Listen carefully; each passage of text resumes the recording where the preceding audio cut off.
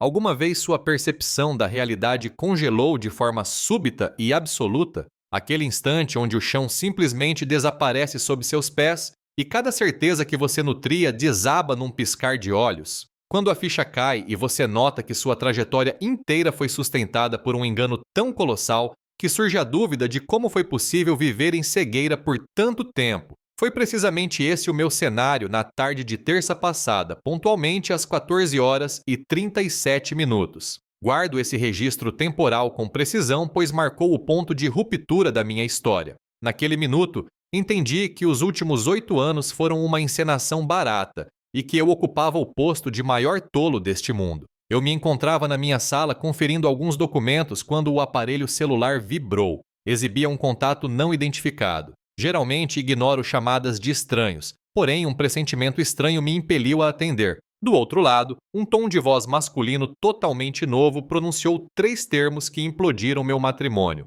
Tua mulher engana você. Senti meu corpo esfriar e o peito martelar violentamente. Quem está falando agora? Questionei tentando manter o controle da fala. O relato seguinte foi uma exposição que me mostrou como fui manipulado, usado e diminuído de um jeito que jamais julguei ser viável. Naquele momento, acomodado na poltrona de trabalho, observando o fluxo da avenida pela vidraça, enquanto aquela voz estraçalhava minhas verdades, tomei uma atitude, uma escolha gélida e planejada que nenhum parente, colega ou mesmo ela suspeitariam que eu teria coragem de executar. Ninguém previu meus passos seguintes e, quando percebessem, o jogo já estaria encerrado. Para compreender o tamanho da minha falta de malícia, preciso resgatar o início de tudo. Carla e eu nos cruzamos no curso de gestão, ainda no segundo período.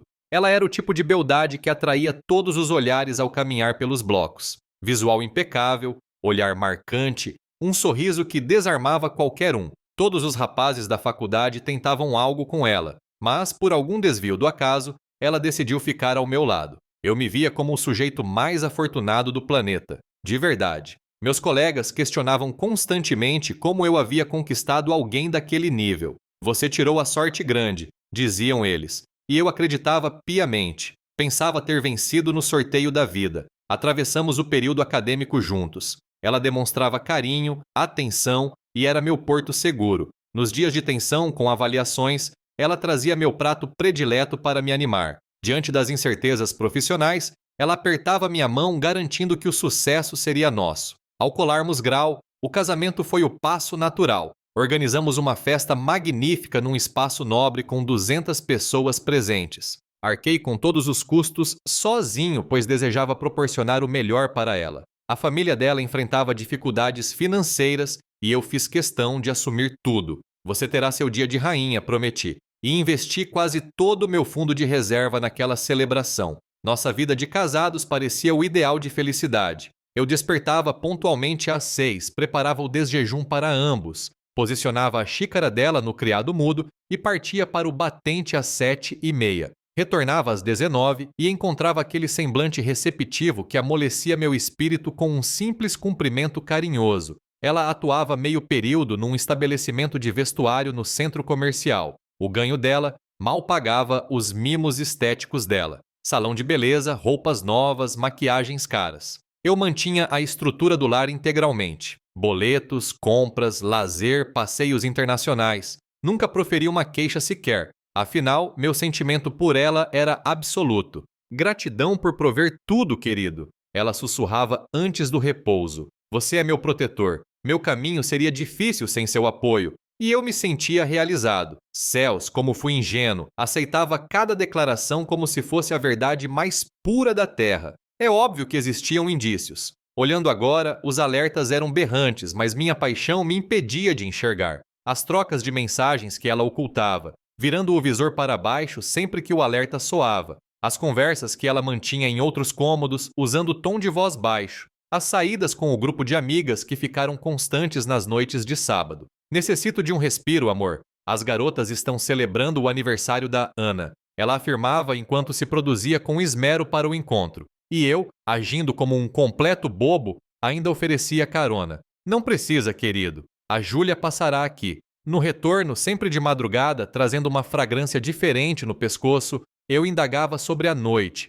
Foi divertido. Jogamos conversa fora e dançamos. Ela me dava um selinho e corria para a ducha, sempre direto para o banho, mas minha confiança era plena. Quando o afeto é real, você ignora o que não quer encarar. Ao crer que achou sua metade, você descarta os sinais de perigo porque não concebe que quem dorme ao seu lado possa ser tão desonesta. Que papel de idiota eu fiz? O telefonema que mudou o curso das coisas veio de um sujeito chamado Ricardo Silva. Ele afirmou que o assunto era urgente e envolvia a conduta de Carla. Inicialmente, supus ser algum trote ou tentativa de golpe. Contudo, ele começou a narrar fatos que somente alguém com muita intimidade saberia. Sua esposa está comigo faz 2 anos, declarou ele, com uma serenidade que me causou calafrios. Ela me garantiu desde o início que vocês viviam separados, que a papelada do divórcio era apenas burocracia pendente. Notei ontem, sem querer, que vocês ainda dividem o mesmo teto, que ela ostenta seu nome nas redes e que posam como casal. Minha mente entrou em parafuso, a garganta secou instantaneamente. Como assim 2 anos? Consegui balbuciar com dificuldade. Veja bem, não queria causar esse dano, mas eu também fui ludibriado. Ela me introduziu ao círculo dela como o novo parceiro. Viajamos diversas vezes, conheci até os pais dela. Ela dizia que a separação foi amigável e que vocês mantinham uma amizade. Por isso os encontros ocasionais. Ricardo encaminhou registros de conversas virtuais, centenas de arquivos, fotos comprometedoras, gravações de áudio, recibos de passagens, reservas em hotéis. Era uma existência paralela perfeitamente montada que eu sequer desconfiava. Num dos textos de poucos meses atrás, ela digitou: "Adoro você, Ri. Mal posso esperar para vivermos nossa casa." Em outro trecho: "Relaxa, o Ricardo paga meus boletos, mantém meu luxo e ainda me vê como santa. Logo me desfaço dele e seremos só nós." Reli aquilo dezenas de vezes. Cada frase era um golpe no estômago.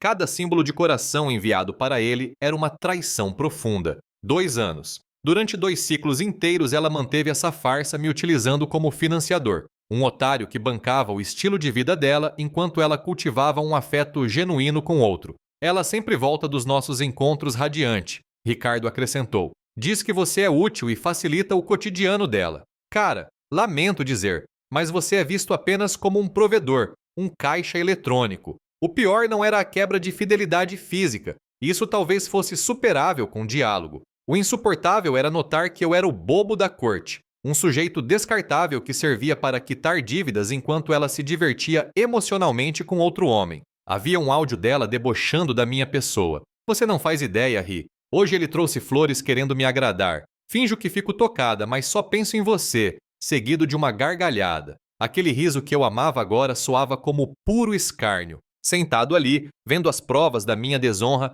algo dentro de mim se extinguiu. Não houve fúria explosiva, nem desejo de destruição material. Senti algo superior, uma frieza cortante, um vazio imenso, como se tivessem drenado minha energia vital. Eu não era apenas um marido enganado, era um patrocinador sendo ridicularizado pela própria cônjuge enquanto ela planejava o futuro com outro. Ao entrar em casa naquela noite, Carla cozinhava aquela massa que eu adorava, cantarolando alegremente. Vestia uma peça azul que eu presenteara recentemente, com um visual que ela sabia que me atraía. "Oi, querido", disse ela, beijando meu rosto. "Como foi o expediente? Você parece cansado. Houve algum problema?" Por um segundo, vendo aquele olhar de falsa bondade, quase revelei tudo. Quase gritei a verdade. Quase causei o tumulto que qualquer um faria. Mas recordei dos áudios, do deboche, de como ela me rotulava como trouxa para o amante. Apenas exaustão, respondi forçando tranquilidade. Dia pesado no escritório. E naquele instante ela selou o próprio fim,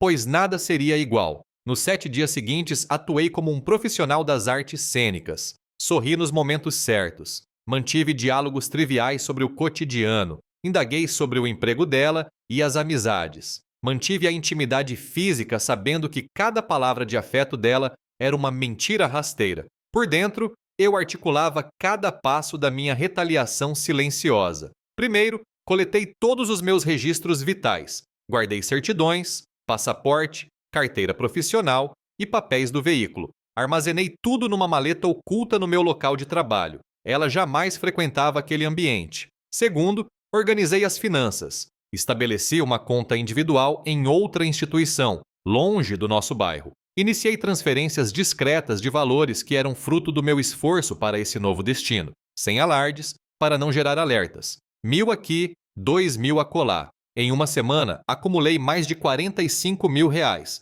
E ressalto, nada foi ilícito. Por conselho dos meus pais, casamos com separação total de bens. Eles bateram o pé na época, visando proteção. Eu, cego de paixão, achei desnecessário, mas hoje vejo que foi minha salvação. Aquele montante era meu por direito legal. Apenas agi com cautela para não estragar a surpresa final. Terceiro, contratei um especialista jurídico e narrei o ocorrido. Entreguei as provas que Ricardo me forneceu. O advogado validou os documentos e aceitou iniciar o litígio. Fiz uma exigência única, que a notificação ocorresse no dia da minha partida. Assim, quando ela recebesse o oficial, eu estaria inacessível. O impacto seria total. O sumiço e o fim jurídico simultâneos. Quarto, busquei ocupação em outras regiões. Enviei meu histórico para empresas distantes. Quando surgiam entrevistas, eu alegava compromissos externos e viajava. Obtive 3 boas ofertas. Optei por uma companhia no sul, a mais de 800 quilômetros. Por fim, preparei o embarque. Arrumei 2 bagagens grandes com o estritamente necessário. Vestimentas, itens de valor sentimental, livros e meu computador pessoal. O restante, mobília e eletros, ficariam para trás. Decidi que venderia o imóvel, que era propriedade minha, e recomeçaria do zero absoluto. Durante os preparativos, Carla manteve o padrão: saídas suspeitas, conversas escondidas, sussurros no banheiro. Uma vez, ouvi ela dizendo: "Também sinto falta, Ri. Logo resolvemos isso." Ao sair, eu fingia ver televisão como se nada ocorresse. Ela não imaginava que cada gesto de carinho era o último, que cada falsidade contada reforçava meu desejo de partir. Na véspera da viagem, ela sugeriu um passeio romântico para o mês seguinte. "Poderíamos ir para aquela serra que você tanto admira", disse ela me abraçando. "O que acha?" "Ótima sugestão", respondi. "Vamos planejar." Ela mal sabia que em poucas horas acordaria num lar deserto. Na sexta, às 5h45, despertei antes do alarme. Carla repousava tranquilamente com aquela paz de quem não possui remorso. Levantei sem ruídos. Tomei uma ducha demorada, despedindo-me daquele lugar. Vesti roupas de estrada. No espelho vi um homem diferente. Era como se 8 anos tivessem sido deletados. Fui até a garagem e acomodei as malas. Retornei uma última vez para pegar chaves e documentos. Depositei as chaves na mesa ao lado da máquina de café que eu operava para ela toda manhã. Sem cartas, sem mensagens dramáticas, sem áudios de explicação. Quem engana por anos e debocha do parceiro não merece o benefício do diálogo final. Antes de fechar a porta, olhei-a dormindo por um breve instante. Uma leve nostalgia tentou surgir. Afinal, era quase uma década de convivência. Mas a frase "ele é um trouxa" ecoou na minha mente e qualquer dúvida evaporou. Às 6h15, liguei o motor e deixei aquele prédio para sempre. Às 7, a cidade já ficava para trás. Dirigi o dia todo parando apenas para o básico. Mantive o celular desligado, mas ainda não tinha coragem de descartá-lo. Sabia que o confronto digital viria. A cada quilômetro rodado, um peso saía das minhas costas. Sentia-me livre de verdade pela primeira vez. Cheguei ao destino ao anoitecer. Instalei-me num hotel simples. E sabe o que senti naquele quarto impessoal? Sossego. Uma tranquilidade que não experimentava há eras. 3 dias depois, ao religar o aparelho, as notificações inundaram a tela. Eram 47 chamadas de Carla. Textos desesperados surgiam sem parar. "Onde você se meteu? Estou aflita. Me ligue agora. O que houve? Suas coisas sumiram. Você partiu? Responda, pelo amor de Deus. Eu sei que está lendo. Entendi o motivo da sua ida. Precisamos conversar. Me dê uma chance de explicar. Eu consigo justificar." Então a consciência dela despertou rápido. Interessante. No mesmo dia, uma amiga em comum ligou. "Carla está em frangalhos, disse que você evaporou. Ela está desesperada." O que aconteceu? Apenas retruquei. "Marina, questione ela sobre o Ricardo. Pergunte sobre a farsa de 2 anos." E desliguei. Meus pais e até meu ex-patrão ligaram, pois ela foi até a empresa me procurar. Colegas queriam saber o motivo do sumiço. Ela criava uma narrativa de que eu havia surtado sem razão. As mensagens dela mudavam de tom. No início, negação. Depois, promessas vazias de terminar com o amante. No 5º dia, agressividade, chamando-me de covarde. No 7º, desespero total, pedindo apenas um sinal de vida. Minhas redes foram invadidas. A mãe dela me acusou de destruir a filha. Amigos postavam indiretas sobre abandono. O irmão dela chegou a fazer ameaças. Percebi que o silêncio não bastaria. Eu queria apenas sumir, mas ao ver a imagem de vilão que ela pintava, decidi registrar a verdade. Criei um grupo coletivo com todos os envolvidos: família, amigos e críticos. Sem digitar uma linha, enviei as provas, prints, áudios de deboche, fotos de viagens e recibos. 2 horas de conteúdo irrefutável. O fecho foi o áudio onde ela me chamava de trouxa. Saí do grupo e bloqueei todos. Soube que o clima pesou. A mãe dela entrou em choque. O irmão me pediu desculpas. Quem me julgava passou a me apoiar. Carla tentou dizer que era fora de contexto, mas 2 anos de provas não deixam margem. Ela perdeu amizades e teve que sair do emprego pela vergonha. Mudei meu contato e apaguei rastros digitais. Agora todos sabiam o real motivo. Meses depois, soube que ela ainda lamentava o erro. Piada. 2 décadas de mentira não são erro, são escolha. Hoje, 8 meses depois, vivo no litoral catarinense, prestando consultoria e morando perto do mar. Acordo cedo para ver o sol, não para servir quem não me preza. O divórcio foi rápido e sem contestações, dado o regime de bens. Vendi o imóvel e consolidei minha nova vida. Durmo em paz, sem medo de traições. Meus colegas me respeitam pelo que sou. Recuperei passatempos, cuido da saúde e emagreci. Minha estima voltou. Recentemente vi Ricardo num local público. Trocamos um cumprimento. Ele também terminou com ela ao notar que ela tentava me reaver enquanto jurava amor a ele. Ela é manipuladora, ele admitiu. Fomos ingênuos, concordei. Brindamos a liberdade. Sumir não foi covardia, foi a libertação mais digna. Enquanto ela esperava um palco para mentir, eu simplesmente deixei de existir para ela. A traição foi, ironicamente, o empurrão que eu precisava para ser feliz. Às vezes, a melhor resposta é a ausência definitiva. Tem gente que confunde parceria com patrocínio, mas a paciência tem fim. Ele não gritou, apenas evaporou. E esse vácuo foi a maior punição. E vocês, se fossem usados como banco, sumiriam ou brigariam? Comentem abaixo, deixem o joinha e se inscrevam. Considerem ser membros para apoiar o canal. Até a próxima história.